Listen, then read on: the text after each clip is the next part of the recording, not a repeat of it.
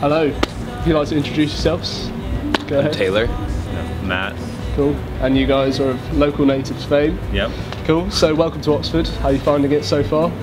It's great. Just woken up. There's sun. Yeah.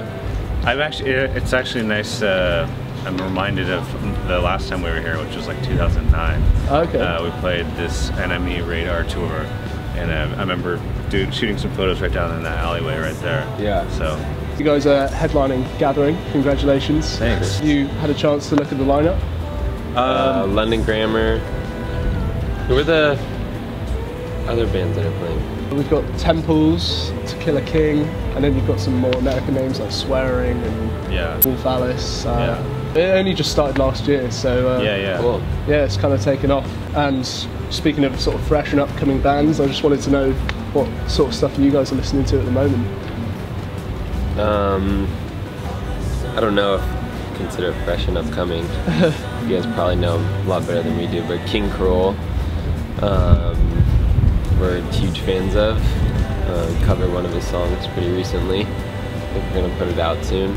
Nice. We just did a tour in the States with a band called Wild Nothing. Yeah. And Have you heard of them? Yeah.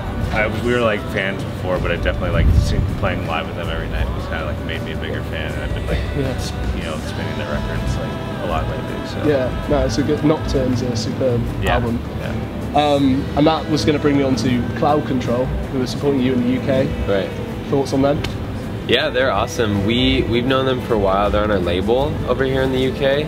So we became friends with them a couple of years ago, and they have a new record that's just about to come out, and it's really awesome. They sent it to us before this tour to say, check out this new record, and we were all really psyched on it, and so I'm really happy to have them out. I've never met an Australian person that wasn't like That's the first nice. Australian person you met? No, that wasn't super nice. Oh, right. Every Australian that I've ever met is like incredibly nice and kind, and they're no exception. Yeah. So they're awesome tour mates to have. Yeah. So like, how much choice do you guys have in choosing who supports you? Is that down to you? Or? Yeah, I feel like we've just crossed that threshold where now it's like once you start having your own shows and everything, then you get to choose the band, and so we chose Wild Nothing and we chose Cloud Control. Yeah.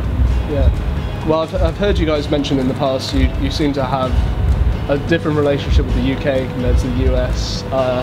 At Latitude, for example, was the first festival you guys played here in the UK. Yeah. And I was just curious, like, how do the audiences differ? Like, a UK audience a bit more wild, or how does it differ? In certain festival settings, the UK audience can be more wild. I think the UK has their festival thing down. The US is still kind of getting used to it. I mean, there's a few old ones, but the tradition here of like a festival every weekend has been going on for a long time, and they can really endure, like, if it's raining crazily, that can kind of fuel the fire almost, I think. Yeah. But for regular shows, I wouldn't say that the UK is necessarily more wild than the US. Yeah, okay. I think it's just when the sun comes out that's it's a rarity for us. It really gets to you guys. So it's like, oh my god, yeah. Yeah. And that brings me on to, obviously you guys have done tons of travelling with 2 records to your name now. Just obviously released the music video for Ceilings, and that kind of shows you guys travelling. What's the best place you guys have been to? I don't know. We've been really lucky. I mean, to obviously tour and travel a lot of places, but we've been, I think, even extremely lucky to go to Japan multiple times.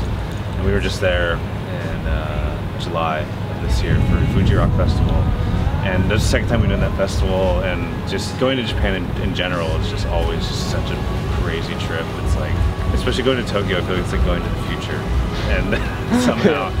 And I don't know, I just always have an amazing time, and the people there just, I don't know, it's just the whole package is just, I'm such a fan of it, and so every time I'm going there, it's like, this is really awesome, I was looking forward to it, so it's definitely up on my list. Yeah, and being a Californian band, you got the Californian rolls, the sushi there. Yeah. You into that? No, they don't. I don't think I've ever had a California roll in Tokyo. So are there any places that you haven't toured yet that are on your list, on the bucket list? I'd really like to go to New Zealand. I think we did Laneway Festival, which goes to Australia, and Miss New Zealand and Singapore, which it goes to, and Asia now, and Indonesia or Malaysia or Singapore and China even, and I think going over there would be really amazing. North Korea. The next step. Yeah. It's still an emerging marketplace for music. Definitely. Might need to. I'm trying to like Might need a break little out more over there time. actually. You are? Yeah? Yeah, just North Korea. How's that going? It's going pretty well. Yeah. Yeah. Got a nice propaganda campaign. Yeah, it's pretty. It's all about the propaganda. It is. You know. Yeah. Anyway, enough about propaganda. On to your latest effort. Came out way back in January. How do you feel they transposed live? Have they kind of evolved to sound different from the studio versions?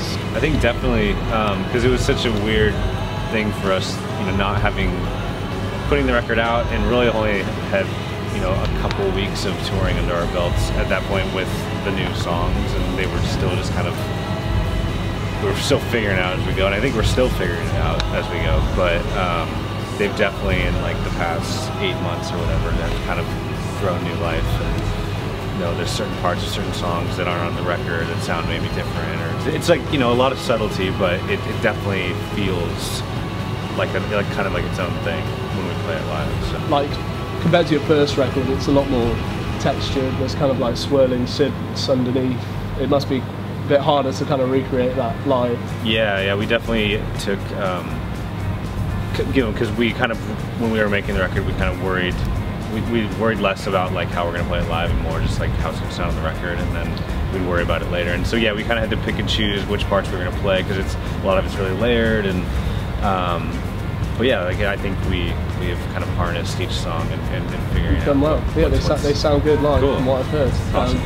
And that brings me on to the future, not Tokyo. Your like music future for you guys. Are you looking to go a little bit more electronic? Like, I know you guys are friends with Superhumanoids, and they started off quite guitar-y, and they've developed to become a total synth pop band. Yeah, they don't even have a bass anymore. Exactly, yeah. He got rid of his bass. I'm not 100% sure. I think I predicted it before Hummingbird, and I got it completely wrong.